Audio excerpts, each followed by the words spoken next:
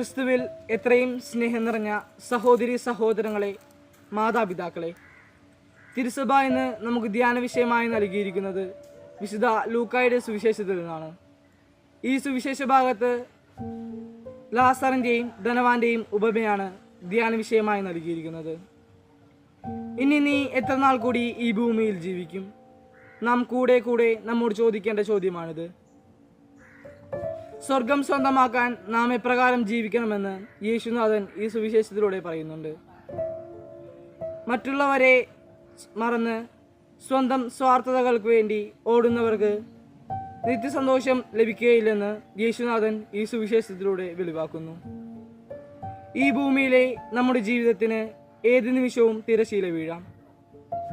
അപ്രതീക്ഷിതമായ അപകടങ്ങൾ, പ്രളയങ്ങൾ, മഹാമാരികൾ, രോഗങ്ങൾ എന്നിവ നമ്മുടെ ജീവിതത്തിൽ അതിഥികളായി എത്തിയേക്കാം. ലാസറിൻ്റെയും ധനവാന്റെയും സുവിശേഷ ഭാഗത്ത് നമുക്ക് ഒരുപാട് കാര്യങ്ങൾ മനസ്സിലാകും. ലാസർ ഒരു ദരിദ്രനും രോഗിയുമായിരുന്നു.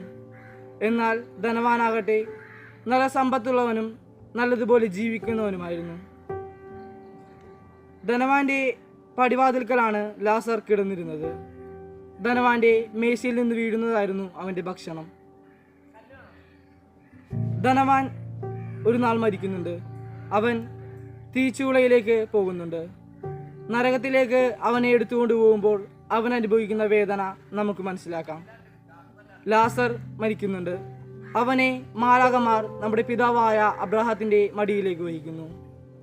നമുക്ക് സ്വയം ഒന്ന് ചിന്തിച്ചു നോക്കാം, നാം മരിച്ചാൽ നാം എങ്ങോട്ടായിരിക്കും പോകുന്നതെന്ന്.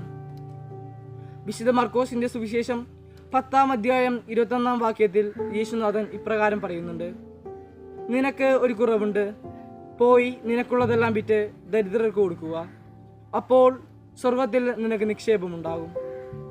നാം ഇത്രയും ചിന്തിച്ചാൽ മതി. നാം ഇവിടെ എന്ത് സമ്പാദിച്ചാലും അത് സ്വർഗത്തിലേക്ക് കൊണ്ടുപോകാൻ കഴിയില്ല. കഴിയുന്നത് നാം ഇവിടെ ചെയ്യുന്ന നല്ല പ്രവൃത്തികളും നല്ല വാക്കുകളുമായിരിക്കും. നാം ഇങ്ങനെയൊക്കെ ചെയ്താലേ നമുക്ക് നമ്മുടെ കർത്താവായ യേശുക്രിസ്തുവിൻ്റെ ഉയർപ്പിനായി നമ്മുടെ ഹൃദയങ്ങളെ ഒരുക്കാൻ കഴിയൂ. ഇനി എത്ര നാൾ എന്നാർക്കും അറിയില്ല. എന്നാൽ ഒന്നറിയാം, സ്വർഗത്തിലേക്ക് എത്ര ദൂരമുണ്ടെന്ന്. അത് നന്മയുടെ ദൂരമാണ്, സഹോദരനിലേക്കുള്ള ദൂരമാണ്, പുണ്യത്തിലേക്കുള്ള ദൂരമാണ്.